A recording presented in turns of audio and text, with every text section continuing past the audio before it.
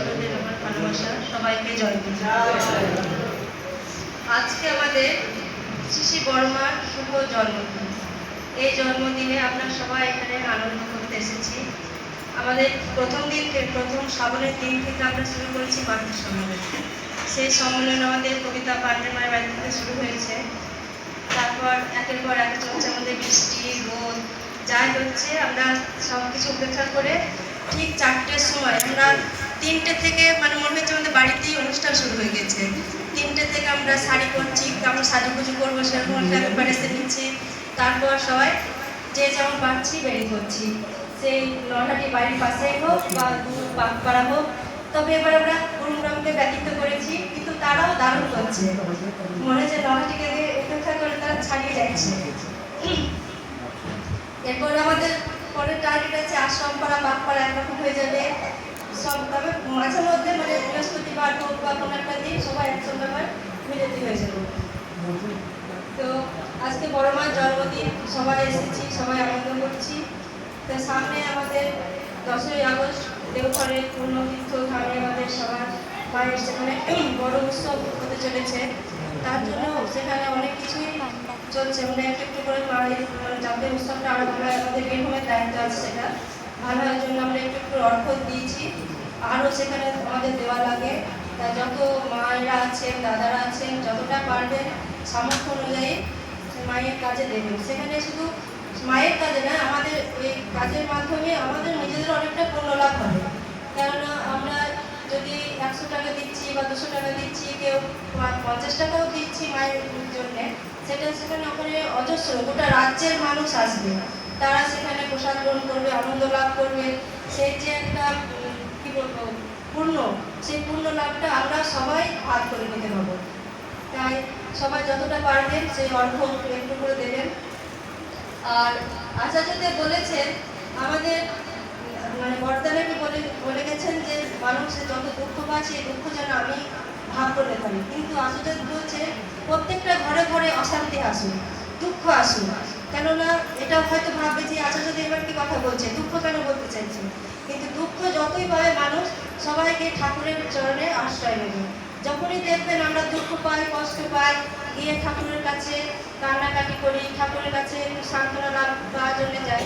তাই ঠাকুরকে যে আমরা ভক্তি করতে পারি, ঠাকুর সবসময় করতে পারি, ঠাকুরের নাম গান করতে পারি। নাম গান সবসময় ঠাকুর বলেছেন নাম কর, নাম কর। নাম করলে মনের মধ্যে অনেক শান্তি পাওয়া যায়। তাই আচার্যদেব বলছে যত অশান্তিতে ভুগবে তত ঠাকুরকে ডাকবে। কিন্তু অনেকে বলছেন যে ঠাকুর ধরে আমাদের কি লাভ হলো, হয়তো সেই দুঃখের মধ্যেই আমাদের কিছু লাভ লুকিয়ে আছে। ঠাকুর যেটা চায় সেটা মঙ্গলের জন্যই চায়। তাই আমরা বলবো যে সবাই ঠাকুরের চরণে আসবেন, দীক্ষা নিয়েছেন, ইষ্টবিধিটা করবেন ঠিকঠাক।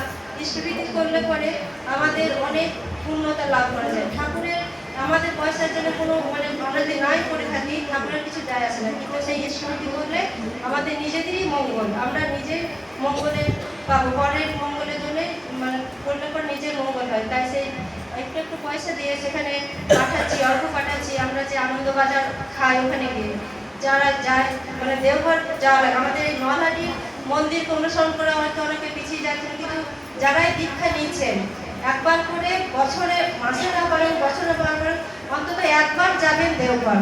গেলে সেখানকার যে সকাল থেকে রাত্রি পর্যন্ত যে সুন্দর মুহূর্তগুলো কাটাই আমরা ওখানে গিয়ে, সেগুলো দেখলে অটোমেটিক একটা ঠাকুরের প্রতি টান চলে আসবে। আর ইষ্টভূতি করলে একটা প্রতিদিন সকালে সব কাজের আগে ইষ্টভূতিটা করি, এটা ঠাকুরের প্রতি একটা আমাদের টান জন্মাবে, ভালোবাসা জন্মাবে। আমার বাড়ির সন্তানকে যেমন খাওয়ানোর জন্য আমার একটা মন মানে সবসময় আঁকুপাকু করে, আমার ছেলে এটা খেতে ভালোবাসে, তাহলে আমি ছেলের জন্য এটা তৈরি করি। আমার স্বামী এটা ভালোবাসছে, এটা আমি করি। আমার বাড়িতে কোনো অতিথি আসছে, তার জন্য আমি পঞ্চমের রান্না করছি। একটা মনের মধ্যে আমার জানছে যে আমি এটা করলে আমার ভালোবাসা জন্মাবে।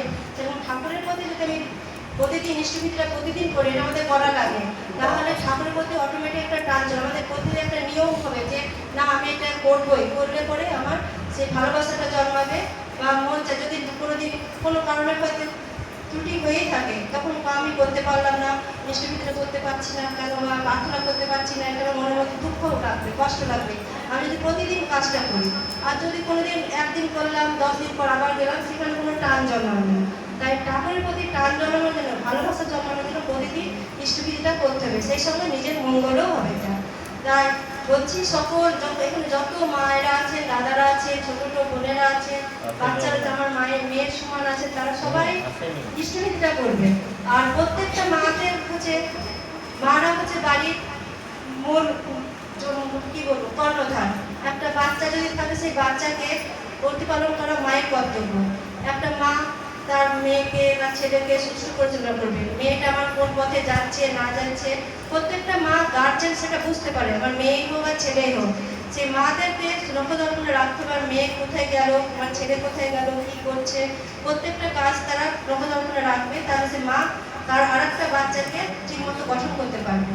আর দুবেলা যদি আমরা প্রার্থনা করি বাড়ির মধ্যে, আমার বাড়িতে যদি একটা 5 বছরের শিশু থাকে, দেখবে আমার মা করছে, আমার ঠাম্মা করছে, আমার ঠাকুরদা করছে, অটোমেটিক সে বড় হয়ে তার মনের মধ্যে চলে আসবে। আমার প্রতিবেশী মানে টুডু পরিবার, তার বাচ্চাকে আমি ছোট থেকে আমার মেয়ের মতো তাকে বড় করেছি।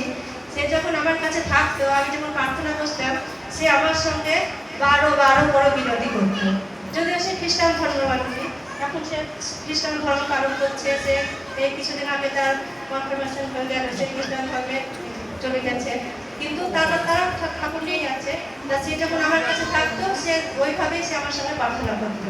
আর রিসেন্ট একটা ঘটনায় বলছি, মানে মায়েরা কি না পায়। আমার প্রতিবেশী ছায়া মা, সেও ঠাকুরে দীক্ষিত। তার বাড়িতে একজন মা পরীক্ষা দিতে এসেছিল কলেজে, তার সঙ্গে একটা 2.5 মাসের বাচ্চা নিয়ে পরীক্ষা দিতে এসছে। তা বাচ্চাটা প্রচণ্ড কাঁদছে, তাই খিদে পেয়েছে। আর মা গেছে পরীক্ষা হলে পরীক্ষা দিতে, তার সঙ্গে এসছে তার বাবা আর বাবার 2 বন্ধু। বাচ্চাটাকে নিয়ে তারা সামলাতে পারছে না, দেখে আমার খুবই কষ্ট লাগছে। আর আমি এমনিতে বাচ্চাদেরকে খুবই ভালোবাসি, প্রত্যেকটা মায়ের বাচ্চাকে ভালোবাসে, কিন্তু আমি ছোট থেকে, যখন আমি ছোট ছিলাম, তখন আমার পাড়ার প্রতিবেশী বাচ্চাদের কোলে নিয়ে বেড়াতাম। তা এখানেও সে বড়দের করেছি। আবার সেদিন ছায়ারির বাড়িতে একটা বাচ্চা এসছে, খুবই কাঁদছে। তা দেখছি বাবাটা গেল মায়ের কাছে, মায়ের কাছে খাওয়াতে, কিন্তু পরীক্ষা হলে সে ঢুকতে পারলো না, আবার ঘুরে চলে এলো। তখন আমার খুবই কষ্ট লাগছে। আমার বাড়িতে আমার দিদির বৌমা, আমারও বৌমা, সে এসছে, ওকে বললাম তুমি একটু দুধ গরম করো, ওকে খাওয়াবো। তাও বলছে এইটুকু বাচ্চা ডাক্তারের খাওয়াতে নিষেধ করেছে, জল দিয়ে দেবো, দিয়ে এটা খাইয়ে দেবো, ঠিক আছে।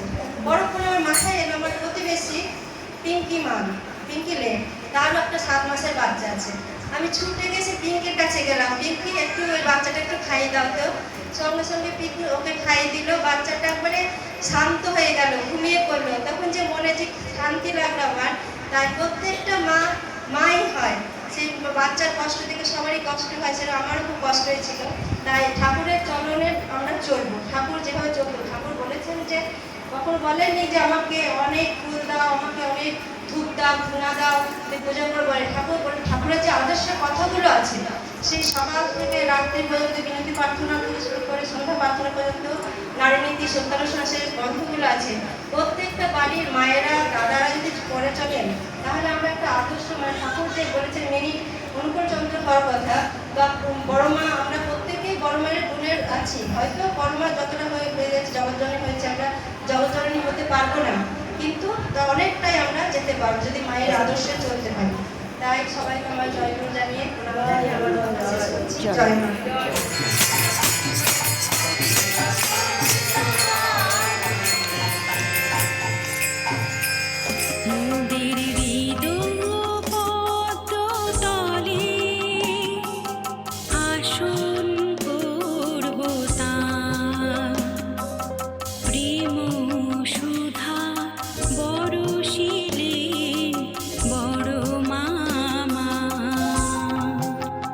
মোদের হৃদয় পদ্ম তলে